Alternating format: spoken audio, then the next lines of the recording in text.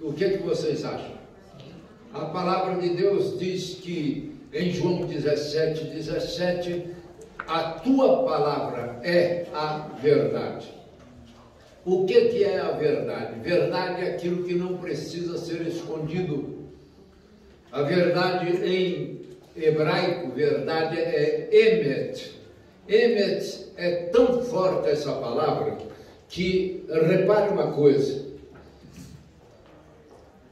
Repare, não sei se vai dar para ler daí. Dá para ler daí? Emet. Emet é em hebraico verdade. Em grego é aletheia. Aletheia, eu estou escrevendo bem, hein? Meu Deus do céu. Aletheia, verdade. Emet, em hebraico, é uma palavra tão forte, mas tão forte, que se você tirar daqui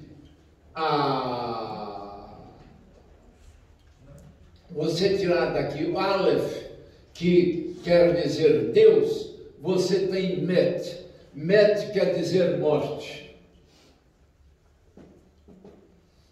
Olha que poder tem essa palavra. E a letra é o que tem que ser escondido. A letra quer dizer aquilo que não precisa ser escondido. A verdade é aquilo que não precisa ser escondido. Você já reparou que normalmente quando a gente quer mentir, a gente está tentando esconder alguma coisa?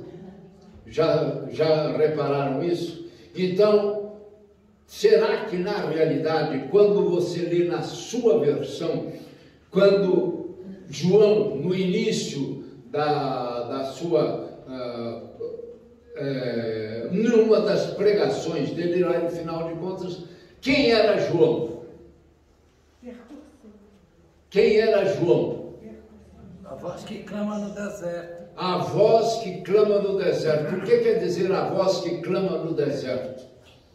É aquele que veio preparar os caminhos do Senhor Jesus. Sim ou não? Sim. Ele nasceu exatamente para isso. Ele era primo do Senhor Jesus. Nunca havia sido, não sei porque nunca se haviam encontrado, a não ser quando ele ainda estava no ventre da sua mãe, quando Maria foi visitar a Isabel, e quando Maria chegou, o feto que estava no ventre de Isabel, ele tremelicou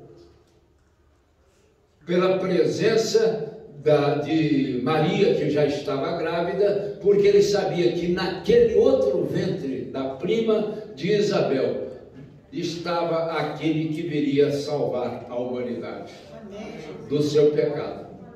Tá dando para acompanhar? Então repare uma coisa, quando João diz arrependei-vos porque está próximo o reino dos céus, ele queria dizer, aí vem aquele que é maior do que eu não tenho nem condições de desatar as suas alpargatas ou alpercatas, ou então as sandálias, não é? E ele estava preparando aquele que viria, e que então esse que viria anunciaria o reino dos céus.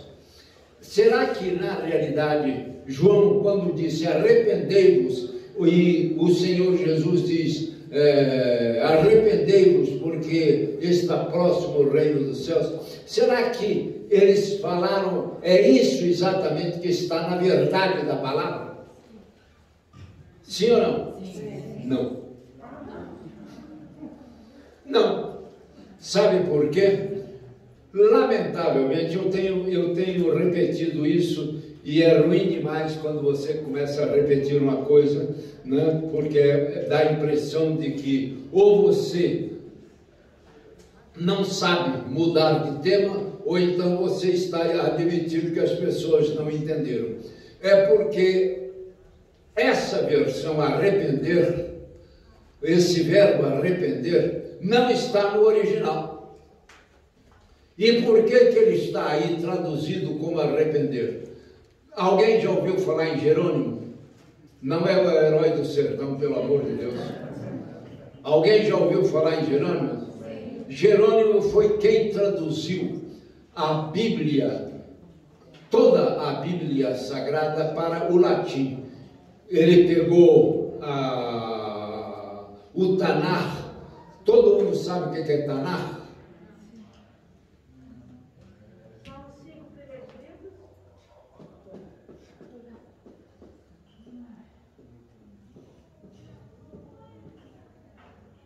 Não é nada disso. Isso aqui é um H e isso aqui é um K. Parece um K? Parece não, né? Piorou. Pronto. Tanar é o acrônimo. Todo mundo sabe o que é acrônimo? Acrônimo é quando você pega as iniciais de um determinado nome e você agrega, por exemplo, meu Deus, me ajuda. SENAC. O que é SENAC?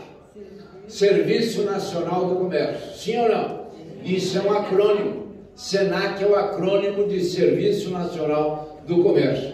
TANAR é o acrônimo de Torá, Naviim, ou Neviim, melhor falando, e Ketuvim. O que é isso? Tanar, Torá quer dizer o quê? Não quer dizer lei, não. Pelo amor de Deus, Torá não quer dizer lei. E por que nós sempre falamos lei?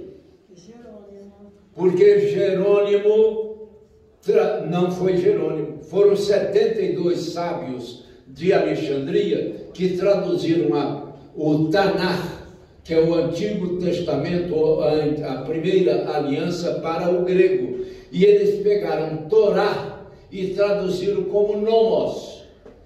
Nomos é lei.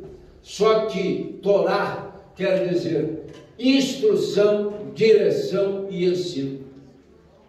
Ficou claro? Gente, eu estou começando a falar muita coisa que eu nem pensei em falar no início desta aula.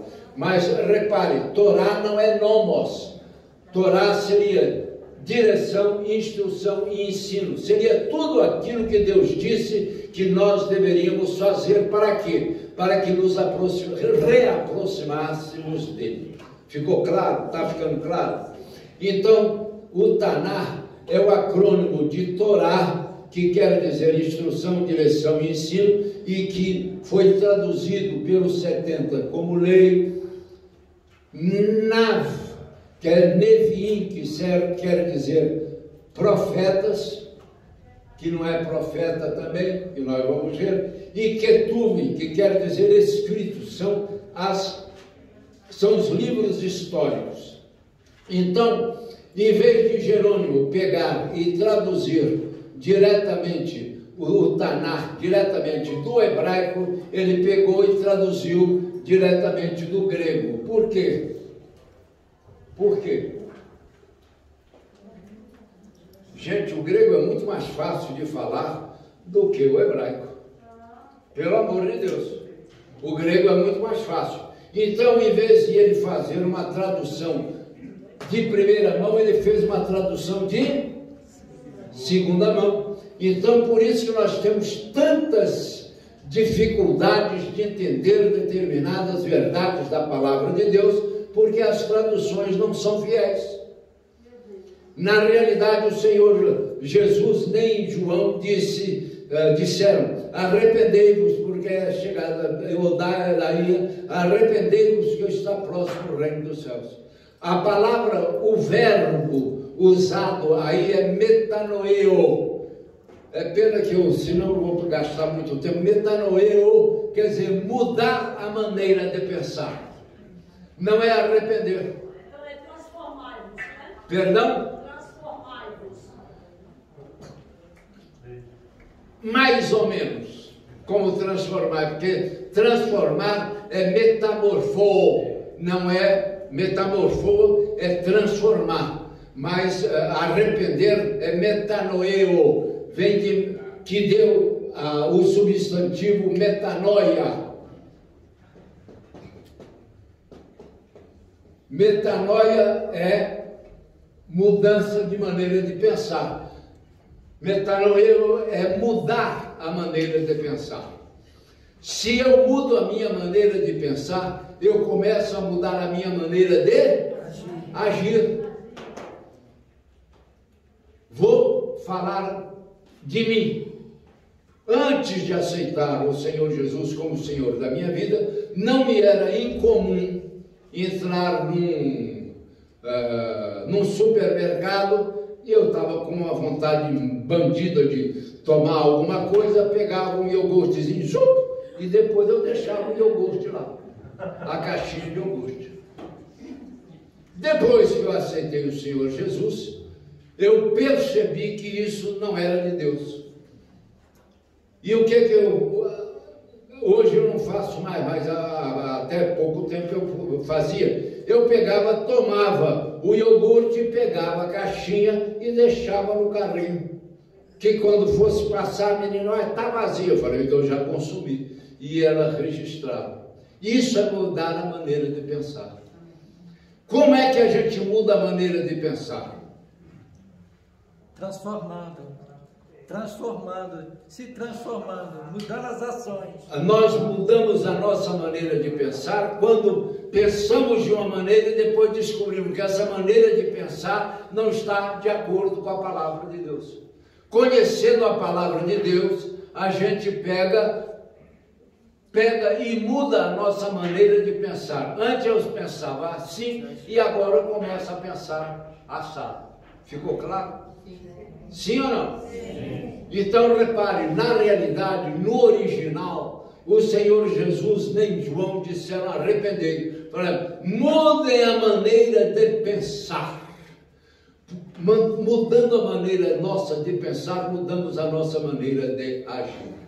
Ficou claro? Essa é a primeira questão que nós vamos estudar, porque nós vamos estudar, vamos analisar e compreender os conceitos. Primeiro, de arrependimento. Não é arrependimento, é mudar a maneira nossa de pensar. Agora vamos falar de um outro aspecto. É um novo estilo de vida, né? Exatamente isso, Dona Maria do Carmo. 10.2 para a senhora, tá? Mudar é uma nova perspectiva, não, mas é uma nova maneira de viver, tá certo? É uma nova maneira de viver. Então, quando nós mudamos a nossa maneira de pensar, nós passamos a conhecer a palavra, eu não estou certo, eu vou agir agora corretamente. Então eu mudo a minha maneira de pensar. Agora, por gentileza, abram a Bíblia de vocês em 1 João, primeira carta de João 1,9, que todo mundo não precisa de abrir a Bíblia, que todo mundo sabe de cor. Posso ajudar vocês? Se confessarmos os nossos pecados, Ele é fiel e justo para nos perdoar os pecados e nos purificar de toda iniquidade. É isso que está aí? Tem certeza? Nem abriu a Bíblia ainda. E muito menos achou 1 de João. É isso que está escrito aí? Então repare uma coisa. O pecado nos escraviza. O pecado nos separa de Deus. Aonde está escrito isso? Alguém se lembra de Isaías 59, 1 e 2? Leiam para mim, por gentileza. As vossas iniquidades faz separação. Tira a mão do queixo para a senhora falar melhor. É Isaías capítulo 52, né? 59, 1 e 2. Que as nossas iniquidades faz separação entre um. É isso que está escrito lá? As mãos do Senhor não estão encolhidas que não possam salvar, nem os seus ouvidos agravados, ou surdos que não possam ouvir. Mas os vossos pecados fazem separação entre vós e Deus. para que ele não vos ouça. É isso que está escrito aí? Sim ou não? Sim. Então repare uma coisa. O pecado nos distancia, pior do que distancia. Ele nos separa. Ele corta a nossa comunhão com Deus. Tá certo? Então, quando o João fala lá em 1,9, se confessarmos os nossos pecados. Então, repare uma coisa. O nosso tema é arrependimento e perdão. Mas acontece o seguinte, que o perdão não funciona como a gente imagina. Quem é que já ouviu dizer que perdoar é esquecer? Não, então vocês nunca tiveram em alguma situação de igreja, porque 99% de quem fala sobre perdão diz que perdoar é esquecer. Eu quero que vocês assimilem uma verdade para que vocês possam mudar a sua maneira de pensar. Perdoar não é esquecer. Essa não é a primeira verdade. Eu estou dando uma rápida pincelada sobre o que nós vamos ver durante esses 5 domingos. Mas essa não é a primeira verdade sobre o perdão. Porque a primeira verdade sobre o perdão é que o perdão é a favor de quem perdoa. Eu não estou fazendo um favor à pessoa perdoando a pessoa, eu estou fazendo um favor a mim mesmo. E nós vamos ver isso na nossa apostila, está muito bem caracterizado. Mas eu quero dizer para vocês assim, perdoar não é esquecer. Senão você teria amnésia. E eu já vi muita gente boa falar exatamente isso. Esse é o maior erro que um pregador ou um professor de escola bíblica dominical pode cometer. Por que razão que perdoar não é esquecer?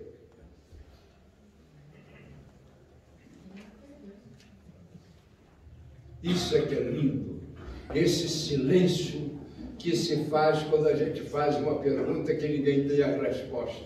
Seria porque quando nós perdoamos de verdade, quando nós lembramos, aquilo não afeta mais a gente, o caminho é esse. Repara uma coisa, vocês não vão ver isso em lugar nenhum. Nós temos isso, nós vamos ver, isso é uma pincelada sobre aquilo que a gente vai ver, tá, pessoal? Nós temos 2 memórias. Está dando para ver um MM aí? Memória mental. E nós temos uma outra memória muito maior do que a memória mental, que se chama, eu devia ter colocado ao contrário, a memória emocional. Essa memória emocional, ela começa no ventre da nossa mãe. A partir dos 3 meses de gestação, presta bem atenção nisso, você não vai ler isso em lugar nenhum. A começar dos 3 meses de gestação, aquele feto que está ali, não é trocadilho não, é afetado por todos os sentimentos que a mãe dele tem.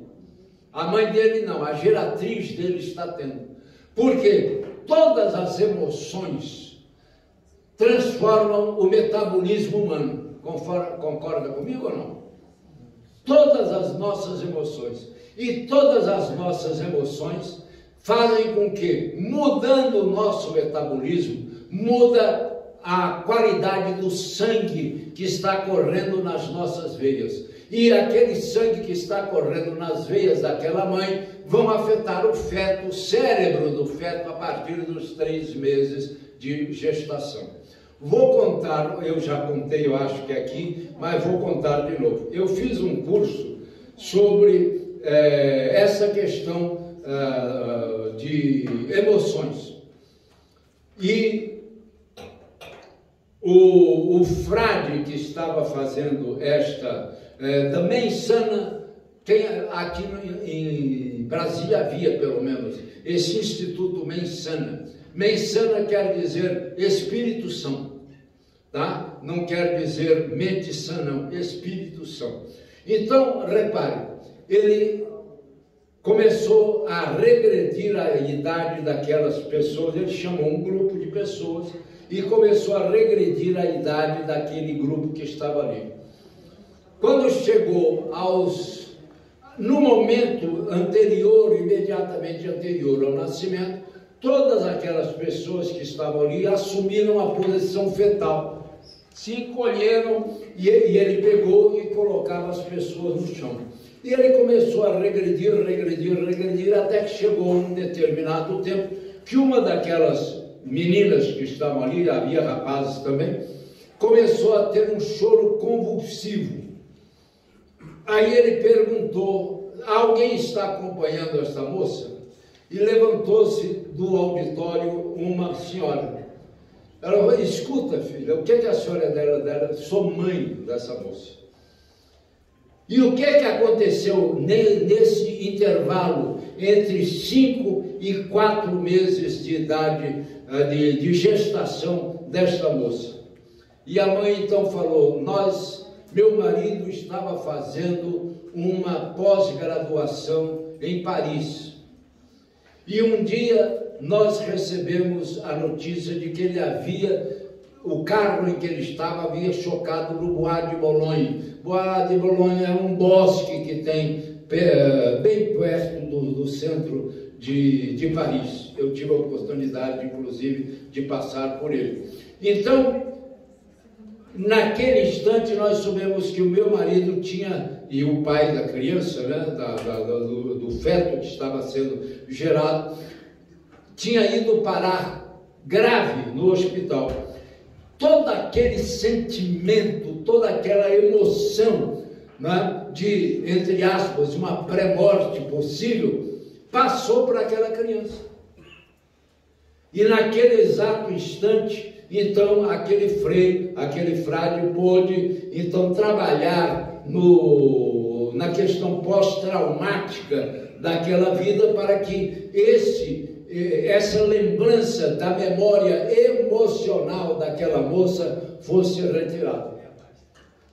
Ficou claro isso aqui? Então, a nossa memória emocional é muito maior do que a memória mental. O que acontece com a questão do perdão? O que acontece?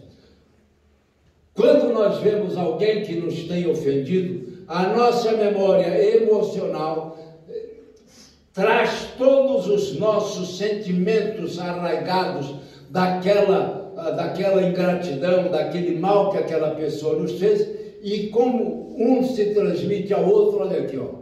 Um se transmite ao outro, a nossa memória emocional traz a nossa memória mental àquele fato, e nós sofremos mais uma vez sobre aquilo que nos foi feito. Ficou claro?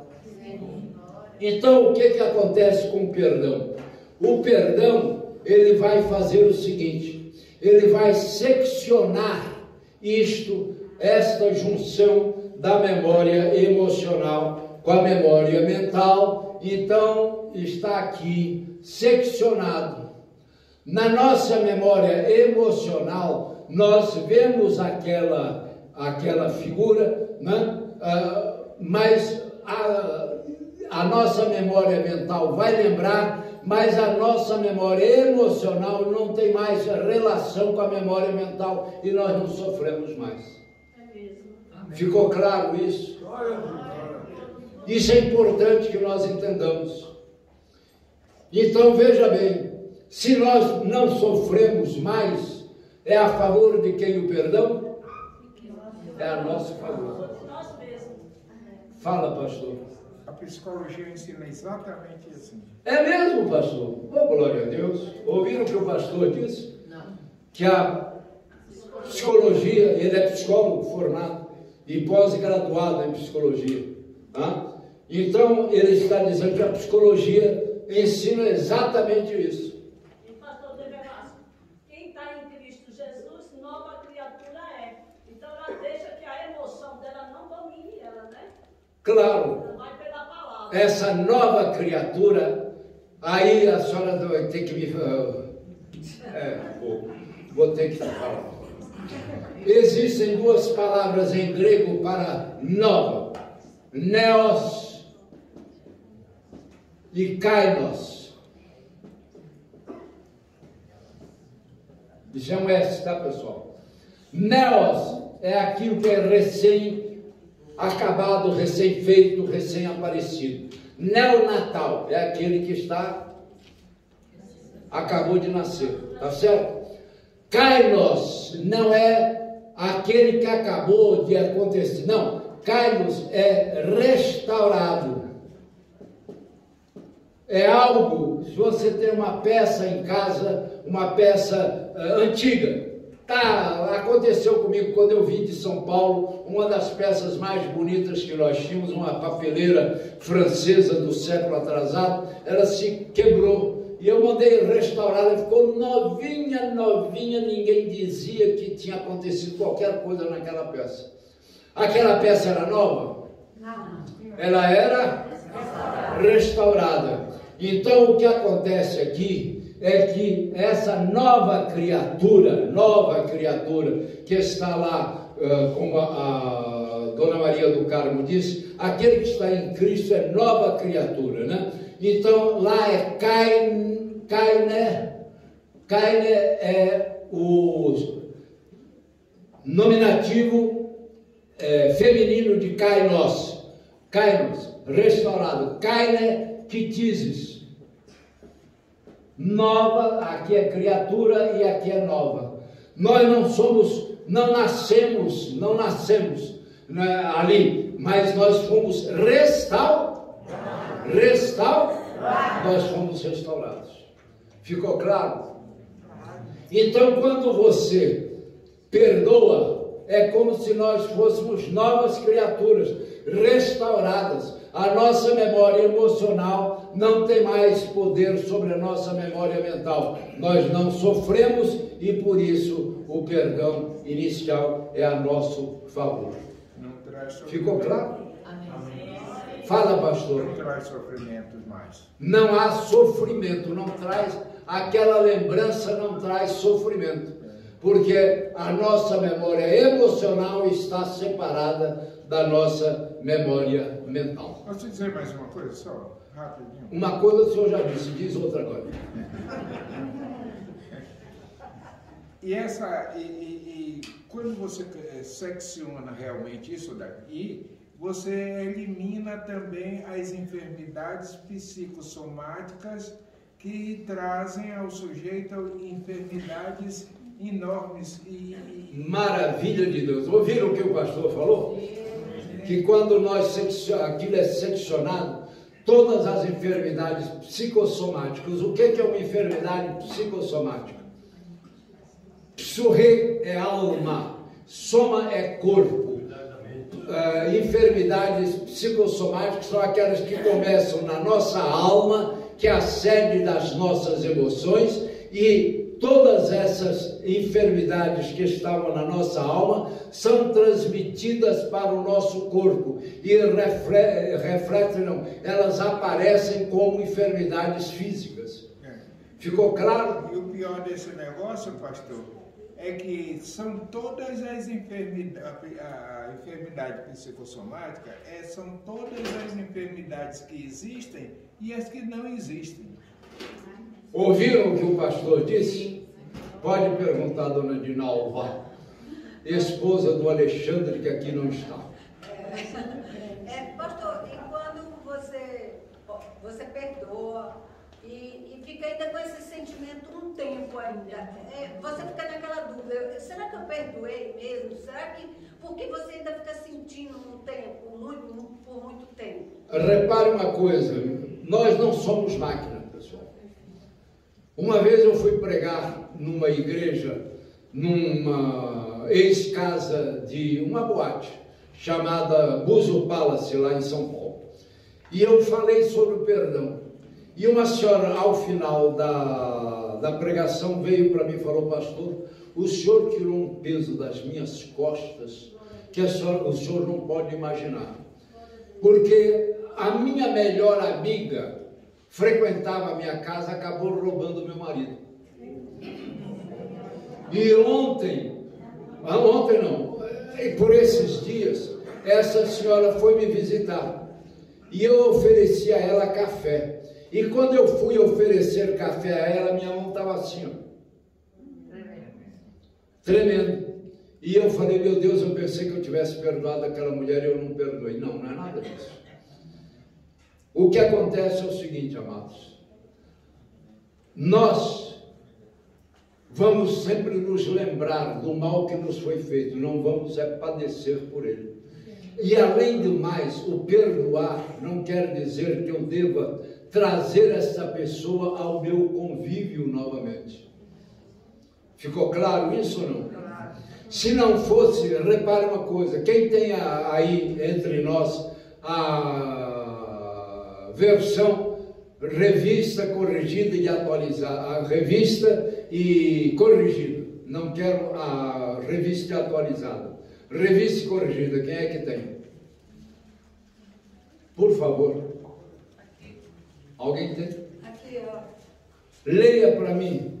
É o pastor Silvio? Não. Leia para mim, por gentileza, 5:44. De quê? De Mateus. Eu fico sempre pensando que eu já falei. Eu, porém, vos digo: amai os vossos inimigos, bendizei os que vos maldizem, fazei bem aos que vos odeiam e orai pelos que vos maltratam e vos perseguem. Leia novamente, filho. Eu, porém, vos digo: amai os vossos inimigos, bendizei os que vos maldizem, fazei bem aos que vos odeiam e orai pelos que vos maltratam e vos perseguem. Ouviram? Deus, olha, o Senhor Jesus nos manda transformar esses inimigos em amigos? Não, ele fala os vossos inimigos. Não existe maior inimigo do que aquele que vai furtar alguém amado por mim, ué. Concorda comigo ou não? Aquela mulher era inimiga da outra. Ela não é obrigada a conviver com ela. Quando nós estudamos amor, lamentavelmente, amor para nós é amor. Não há várias palavras. Para o grego, há 7 palavras para amor. Mas no caso dessa mulher, havia um medo introjetado nela. Havia um medo introjetado nela, sim, claro, sem dúvida nenhuma. Não é? Então, repare, para nós, amor é só amor. Não é? Uma palavra profundamente malbaratada, boa palavra para domingo, hein, pastora Sirene, pastor Almiro? Muito malbaratada. Por que razão? Quem é que sabe o que é malbaratada para traduzir para nós? Isso é que eu gosto. Eu fico emocionado de ver, não é? Que todo mundo sabe, porque se ninguém pergunta e ninguém responde, é porque todo mundo sabe. Não é? É uma palavra muito vulgarizada, né? Amor. Hoje fazer amor é ter relacionamento íntimo. Não tem nada a ver. Na palavra de Deus nós temos 7 palavras para amor. Normalmente a gente fica com 4 para não ir muito longe. Ágape. Ágape é o amor incondicional. O que é amor incondicional? É aquele que não impõe condições. É amor universal. Eu chamo amor universal porque eu englobo toda. Isso está numa das minhas apostilas, não sei se vai ser nessa, mas é aquele que toda a humanidade está inserida nele. Amarás o teu próximo como a ti mesmo. Qual é o meu próximo? Hein? Quem está mais próximo? Não entendi. Quem está mais perto? Não, senhora. Quem é o meu próximo? é o outro ou a outra. Está ficando claro ou não? O outro ou a outra, é aquele que não sou eu. Esse é o meu próximo. Então, amarás o teu próximo. Então, eu incluo neste amor ágape toda a humanidade. É o amor inclusivo. Inclui a humanidade inteira. Pessoas que eu amo, aí eu já estou entrando. Ágape, o segundo tipo de amor é o amor filos. É o amor amizade. É amor e gostar, né? Amor? Amar e gostar, é diferente. Esse amor eu chamo de amor amar. Amor amar. Esse aqui, filos, eu chamo de amor gostar. Se esse aqui não exige nem presença, nem convivência, esse amor aqui exige não só proximidade, convivência e comunhão. Intimidade? Sim. Não, né? Até certo ponto. É o filhos, né? Filos. Por exemplo, o Senhor Jesus escolheu 12 para estarem mais próximos dele e 70 para fazerem parte do seu ministério. De 12, ele tinha 3 a quem ele dedicava o amor filos. O restante não. Quem eram os 3? Pedro, Tiago. Os 2 irmãos, Tiago e João, e mais Pedro.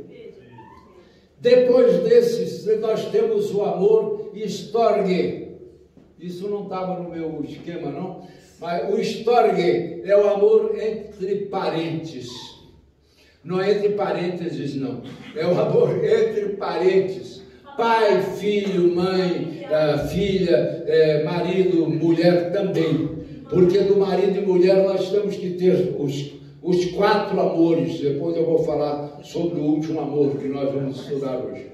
Então, o storge é aquele amor entre familiares. Ficou claro? Na realidade, nós não temos esta palavra na Bíblia Sagrada. Nós temos filóstorgos. Filóstorgos quer dizer, é o amor fraternal, o amor entre irmãos, né? Mas vem de storge. Aqui eram 3. E o último amor, que embora não esteja na Bíblia, mas está na Bíblia desde o princípio, é o amor eros, que é o amor exclusivo. Se aqui é inclusivo, aonde eu botei inclusivo? É o primeiro ato. Não, eu sei, mas eu queria aqui, é o amor inclusivo. Esse aqui é o exclusivo. O que é exclusivo? Eu excluo toda a humanidade para ficar com uma pessoa só. Eros é o amor, atração física. É único. Perdão? É único entre o casal. É o que une o casal fisicamente, fazendo com que ele sinta atração o homem sinta atração pela mulher e a mulher sinta atração pelo homem. Exclusivo porque exclui toda a humanidade e fica com uma única pessoa. Esses são os 4 principais tipos de amor. Depois desses 4 vem pragma e ludos, mas isso nós não vamos estudar, não. Agora, por que eu falei nisso aí, meu Deus? Pastor Develas. Senhora. A palavra assim, quando tu fala assim, eu não sei onde está, eu não estou me lembrando agora onde está. Filha, começa tudo de novo que eu não ouvi. A palavra que fala assim, o versículo que fala assim, se teu inimigo tiver fome, dá de comer. É a mesma coisa. É profundo, né? Esse é profundíssimo. É o amor ágape, o amor inclusivo. Não importa que as pessoas sejam inamáveis. No meu relacionamento pessoal, ninguém foi mais inamável do que a minha sogra. E no entanto eu a amava. Oh, glória a Deus. Eu a amava porque era a mãe da minha mulher. Glória a Deus. Aleluia. Quando ela vinha nos visitar, eu a cobria de todo o carinho, de toda a atenção, de todo o desvelo, e eu cuidava dela. Agora, ela, às vezes nós nos reuníamos para o café da manhã, e ela vinha e batia no meu ombro. E eu dizia para ela: Dona Maria, não bate no meu ombro, porque me doía, não sei o que eu tinha aqui que me doía. E toda vez que ela passava por mim, ela...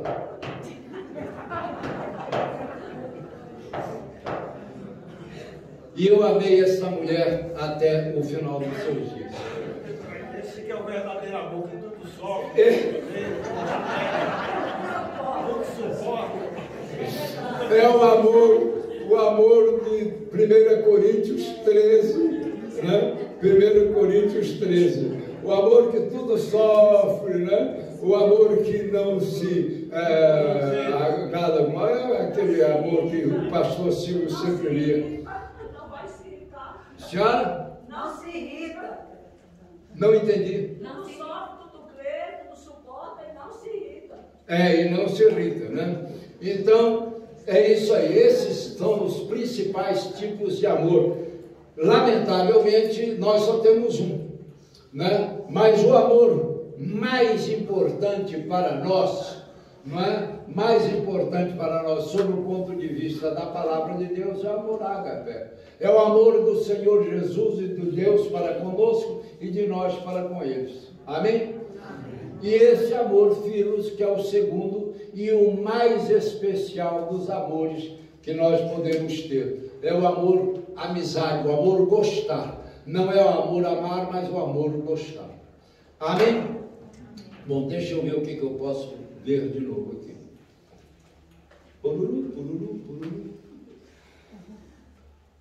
Eu digo, vocês vão receber essa apostila que já está pronta, já possivelmente amanhã.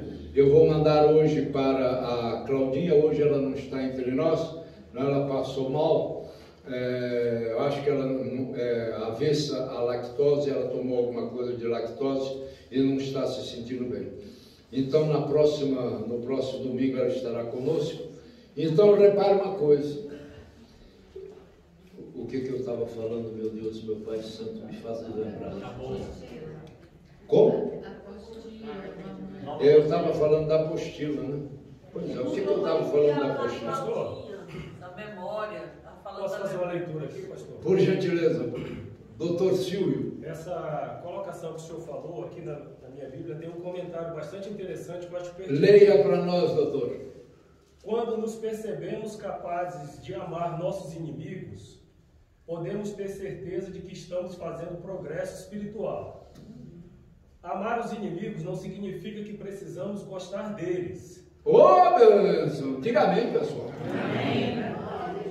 Mas sim que devemos perdoá-los e desejar o melhor para eles. Se abrigarmos ira e amargura em relação aos outros, feriremos a nós mesmos. Tais emoções nos impedem de fazer progresso em nosso crescimento espiritual. Deus nos amou quando ainda nos éramos seus inimigos. Romanos 5,8. Amém. Ele nos ama muito, embora estejamos longe de ser perfeitos. Ouviram, pessoal? Então, repare, é isso aí. Ele não manda que nós gostemos da pessoa, mas perdoemos aquela pessoa. E nós só vamos conseguir perdoar no dia que entendermos que o perdão é a nosso favor. A nosso favor. E, mais uma, é obediência à palavra de Deus. Eu agora lembrei o que eu queria dizer sobre a apostila.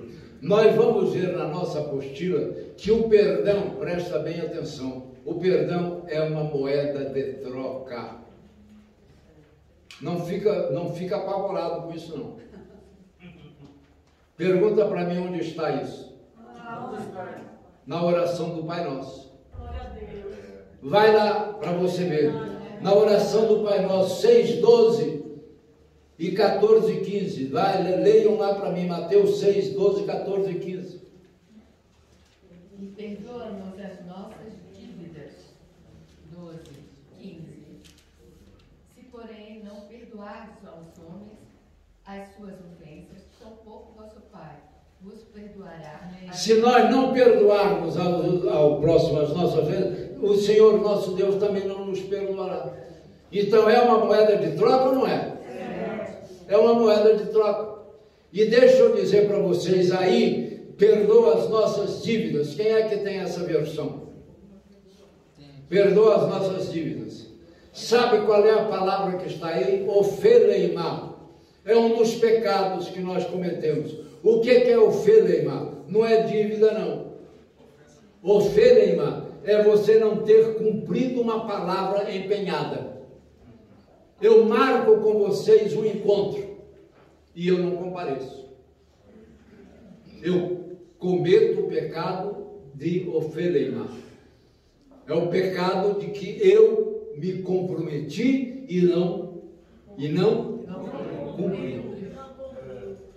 Tá? A oração modelo. É na oração modelo do Senhor Jesus, que é o Pai Nosso. Ficou claro, pessoal? Meu Deus, o que eu queria falar mais? Já estou quase terminando, tá, pessoal? O senhor tem pressa, não.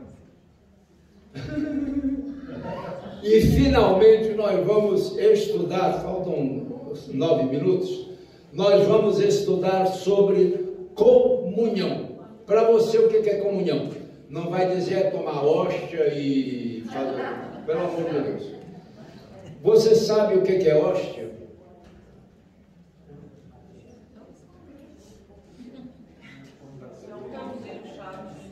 Hóstia é martírio.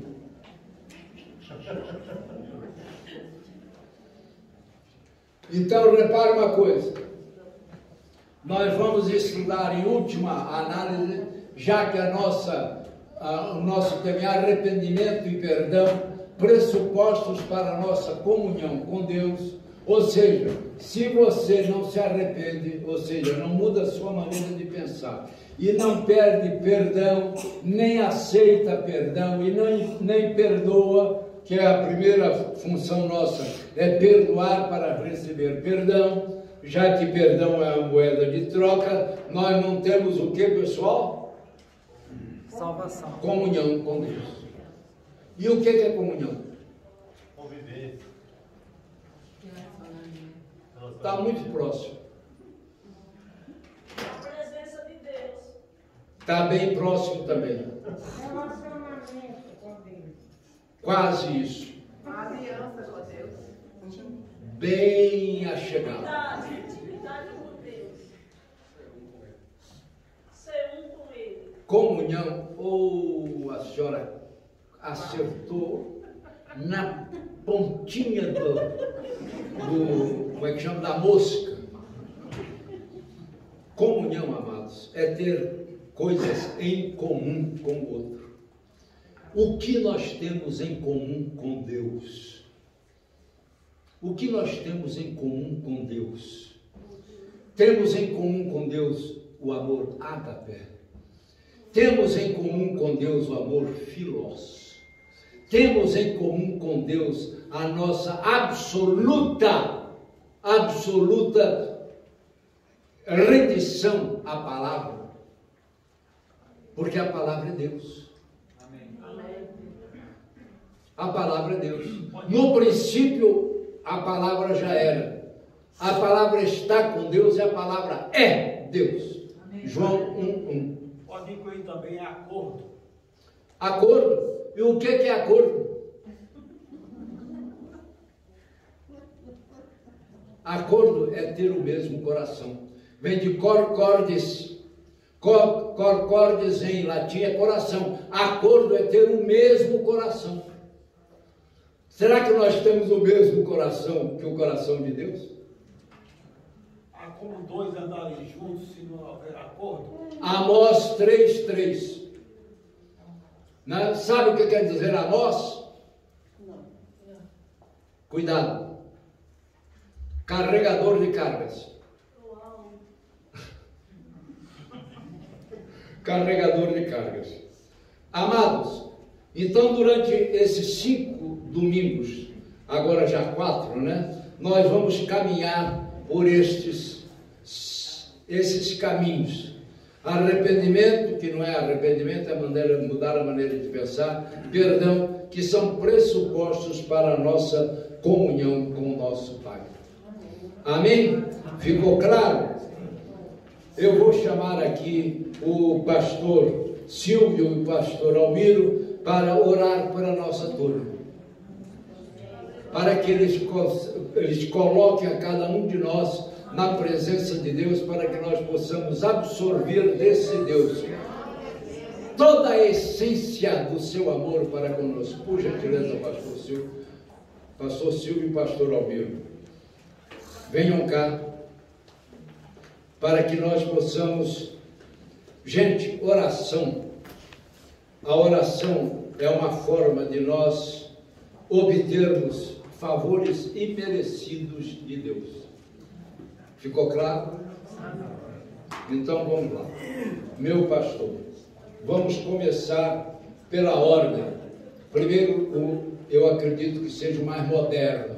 Primeiro fala os 10 para eu aprender e depois falar. Não é? O mais lá, quem é do exército aqui?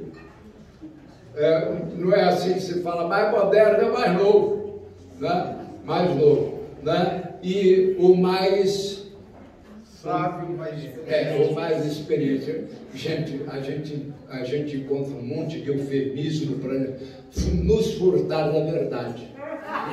Já reparou? É velho mesmo. Ora, mas é uma beleza. Este homem tem 5 anos mais do que eu, meu Deus. Olha que maravilha, está muito mais hirto do que eu. Hirto também é uma linda palavra para domingo, né? Hirto é com H, viu, pessoal? Pelo amor de Deus. É aquela pessoa que é rígida, também com H. Tá certo? Então, repare que firmeza, né? Que eu nem diria simpatia, né? Sabe o que quer dizer simpatia? Si do grego quer dizer igual. Pathos do grego quer dizer sentimento, corpo. Quer dizer, é ter a mesma coração, a mesma coisa do outro. Vamos parar por aqui. Isso é o amor de Deus sobre a vida dele. É o amor de Deus. Fala, Dona Maria do Carmo. Eu acho que a senhora deveria sentar aqui na frente para falar muito. O velho está todo quebrado, mas o idoso está novo. Não, tem uma nova Eu vou fazer silêncio, porque minha mãe tinha uma frase que eu gosto muito: para grandes desgraças, maiores silêncios.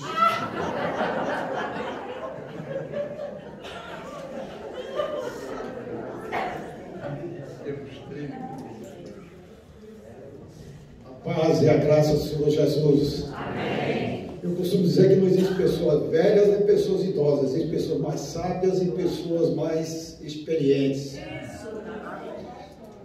Vamos orar, né?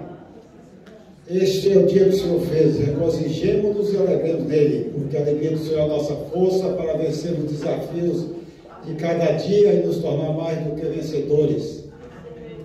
Deus eterno, Deus soberano, Pai, nós te agradecemos por esse dia maravilhoso que o Senhor fez. Nós te agradecemos por esses momentos que nós temos passado aqui na tua casa, aprendendo a tua palavra.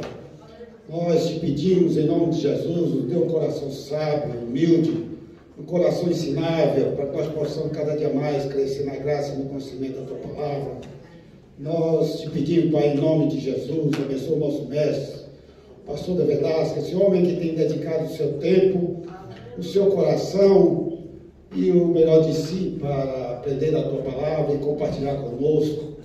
Que nós possamos aprender cada dia mais aqui neste lugar e que nós possamos ser obreiros aprovados para ministrar a tua palavra, para levar a mensagem de boas novas para aqueles que ainda estão à margem do caminho.